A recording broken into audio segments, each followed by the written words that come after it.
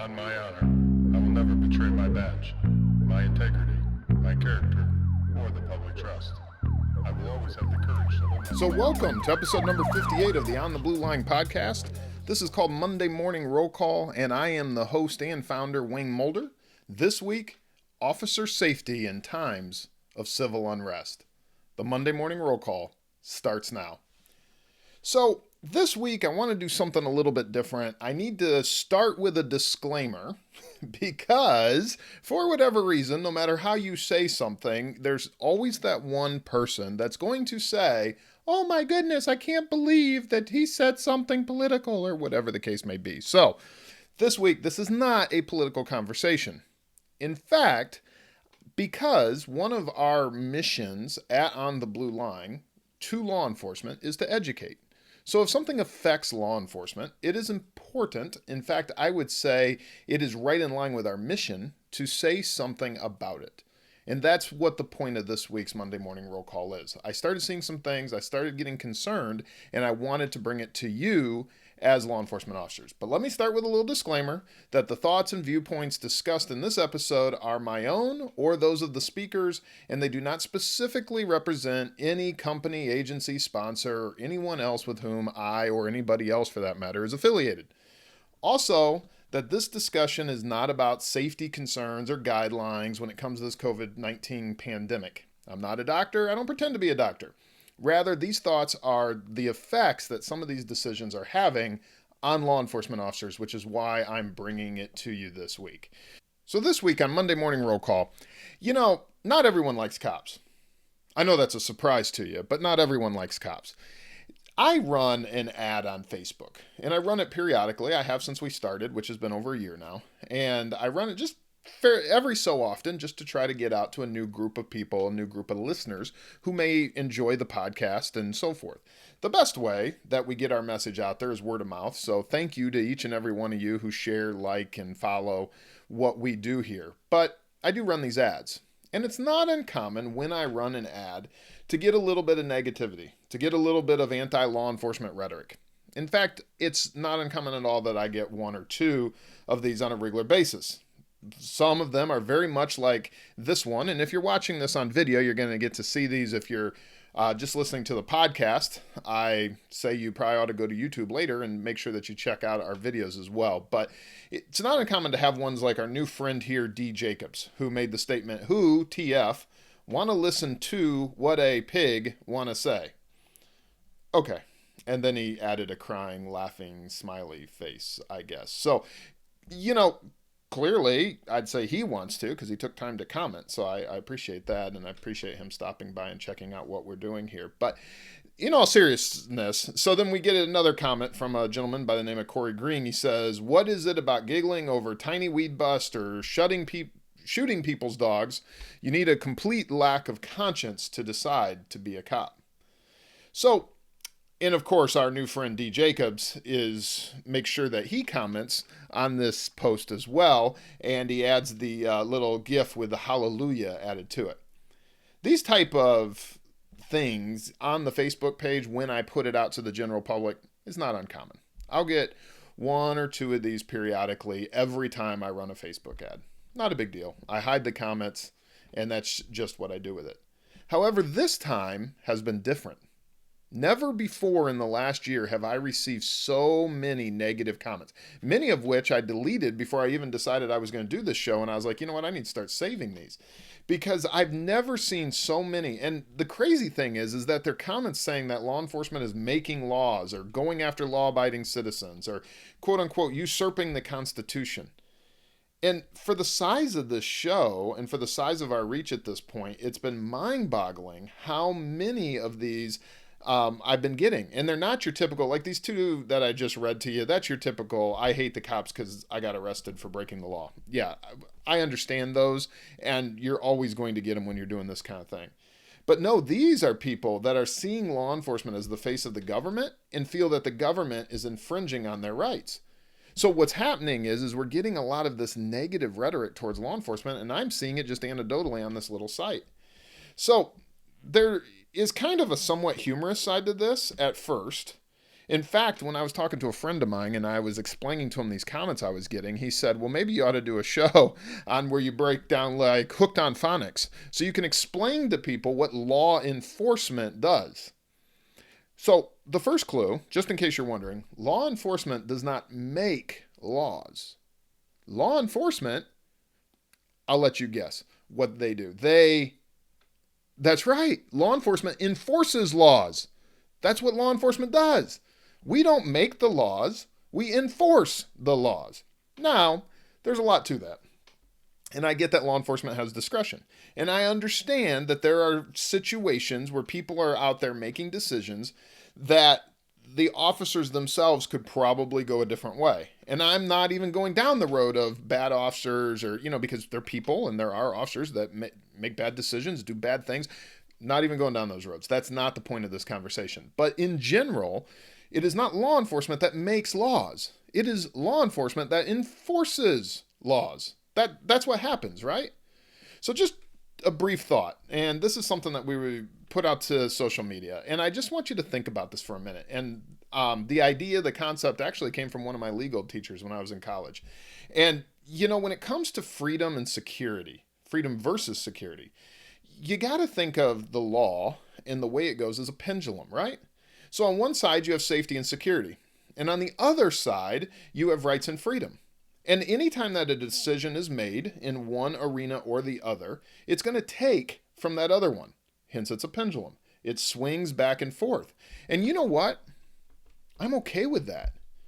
I don't want someone to break into my house and steal my stuff. So I am okay with giving up some of my quote-unquote rights in that I live in a civil country where people can't break into people's houses. I can't break into someone else's house, and in turn, they can't break into my house. I do not want to walk out my front door and get punched for no reason in public, right? So I'm okay with not being able to go out in public and punch someone in the nose for no reason. There is a give and take that comes with law. And that give and take is between quote unquote rights and freedom and safety and security. And any time that pendulum swings one way or the other. And it's okay because in order to live in a civil society, we agree to abide by law. And so law enforcement just enforces this to make sure that everybody is abiding by what that law is. But I also want to live in America. I want to live in a constitutional republic that believes and enshrines unalienable rights that are referred to in the Declaration of Independence. Those rights that can't be given or taken away by any man. So balance becomes the key to all of this, right? If that pendulum can swing way too far over here and all of a sudden you're living in socialism, or it can swing way over here and you're living in anarchy. Neither one is good. Balance is the key, and balance is what we want to try to seek, and balance is where we want to be. Unfortunately, in the name of safety and security, sometimes balance is thrown out the window, and all of a sudden socialism begins to once again rear its ugly head in this country. So, as what happens when socialism becomes acceptable, there is states of emergency cause sometimes people to decide to act in roles such as the kind of our pseudo-dictators. In fact, this was somewhat humorously referred to on Glenn Beck's program on the Blaze TV network. And I suggest you definitely go check that out. In fact, blazetv.com is where you'd go to check out his program and what he put out there. And it was somewhat tongue-in-cheek, but he did what he called the Maui Awards. But I'm going somewhere with this that's very pertinent to law enforcement, so stick with me here. So the nominations were given for what he termed the most socialist dictatorship actions in response to this coronavirus. And he's giving them this opportunity. They're nominated for the award, the Maui, which is obviously a nifty little Chairman Mao trophy. And Chairman Mao, of course, of Communist China or Socialist China, is who they are using to represent what these people can get for their actions to coronavirus. And it's somewhat humorous. Now, I love Glenn Beck's program. I love Blaze TV. In fact, they're somewhat instrumental for what I'm trying to create here and for what I'm trying to build. But here's the concerns. numerous of the categories that people sent in via Twitter, via the hashtag that they had put together, were all actions that law enforcement has taken. So, for instance, there was the best arrest by an ensemble. Nominees were the Brighton, Colorado Police Department, who infamously decided to arrest a father playing ball with his daughter in an empty park. Now, the rest of that story, they've since gone back on that and said, hey, that was a bad arrest, we shouldn't have done that, so forth and so on. So, again, mistakes are made, but they also nominated the Philadelphia police for that other infamous video of pulling the male off the bus who wasn't wearing a mask. And you see the group of them dragging him off of there that made the media. There was the category of the best use of police resources, where in Greenville, Michigan was ticketing $500 for attending a drive-in church service. Or Taneytown, Maryland police taking time to remind residents to wear pants when checking the mailbox. There was, of course, the category of the best use of Orwellian technology, where Elizabeth, New Jersey police was using drones to remind people to stay socially distanced. And Daytona, Florida Police Department decided they had to one-up that, so they were using not only a drone with a loudspeaker, but also one that measured heat signatures to determine if people were out and about with a fever. There was a category on the best achievement in a criminal takedown. And in this one, Cincinnati, Ohio, police arrested a man for violating a stay-at-home order after being shot, where he was shot and called the police, or somebody called the police, and they come there, and of course he was also in trouble for violating the stay-at-home order. And the Richmond, Rhode Island Police Department arrested 3 Massachusetts golfers for violating the Rhode Island quarantine order by going golfing, which, as Glenn did point out, that is a sport that pretty much has social distancing built into it. But again, and last but not least, was the infamous Raleigh Police Department broke up a crowd protesting and made the statement on Twitter that protesting, quote, is a non-essential activity.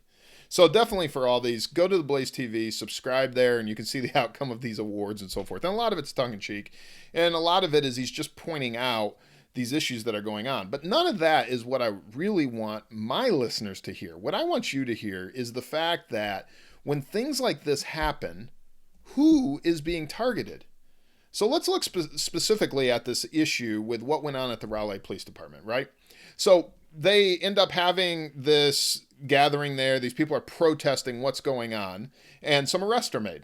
So then the Raleigh Police Department comes out with that very infamous tweet where they talk about protesting as a non-essential activity.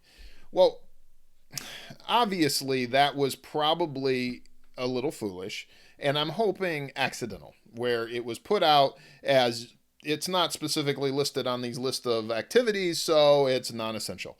Obviously, protesting is an essential activity. Obviously, protesting, as with going to church and, so forth, are all specifically in the First Amendment of the Constitution, the Bill of Rights. So that's not what I'm hoping they meant, but obviously this got a lot of public pushback. So when you now go to the Raleigh Police Department Twitter page, you actually see an interesting article that I'm going to read to you. And so this is the breakdown that they give you. Quote, the goal of the Raleigh Police Department is to help residents remain as safe as possible during the COVID-19 pandemic by reminding them to observe the Wake County stay-at-home proclamation and the governor's executive orders. In these unprecedented times and unusual circumstances, both the governor and the county have declared a state of emergency. Under these current and temporary declarations, protesting is not listed as an essential function. So stop right there. So that is what they're saying, is that it's not listed on this list. So we sent this tweet out saying, hey, it's not on here that this is an essential activity. Probably not the best judgment, but that's what they're saying. But it goes on. The Wake County District Attorney is the individual who decides charging language for failure to adhere to the governor's orders and the Wake County proclamation when charging is appropriate, and what charges individuals may face for violating either one of these orders. However, as a law enforcement agency, the Raleigh Police Department is bound to carry out the regulations stipulated in the executive order and the Wake County proclamation. But more important is the health and wellness of all who live in our community, including the officers who must engage in circumstances such as these. We simply want everyone to be safe during this serious public health crisis. Any questions, you can direct them to the State Capitol Police, and I'll link this up in the show notes. So, but this is really shows exactly what I'm trying to say. I absolutely agree. Law enforcement's role is to solely enforce the laws. It is that simple. Now, I also believe, I don't take this whole there is nothing I can do about it or it's not my problem undertones either. And that could lead down a bunch of roads that, again, in this little 10 to 15 minutes, I can't go down. And it's maybe something we'll discuss more later. But here's the problem. No matter where you stand on this issue, the further we stray from CDC guidelines towards what appears to be clear governmental oversteps in some areas, which is what people are saying. That's why all of a sudden you're seeing all these people coming out and protesting. And as more and more people lose their jobs, they lose their livelihoods, they lose their businesses, patience disappears. And law enforcement, who is the face of the government, is going to become the target of this frustration. Not only does that put law enforcement in greater danger from people targeting the government, but there's also going to be an increase of crime that comes from homelessness and job loss and all this stress that's going to come from the economy not being opened up. The longer this drags on and the longer we don't use common sense principles to get the economy running, you're going to have an increase statistically in crime. So you've got two sides of this house, right? You have rules being made that law enforcement is carrying out that, of course, is making law enforcement extremely unpopular. And then you have the other side where the longer this drags on and we're not able to get people back to their jobs and livelihoods, the greater possibility for an increase in crime. So what's the takeaways? What is the bottom line on this? First of all, if you're in law enforcement, be safe out there. What's going on out there is going to affect you and I in more ways than just simply the threats from COVID-19. That, as I spoke a few weeks ago, that's obviously a danger.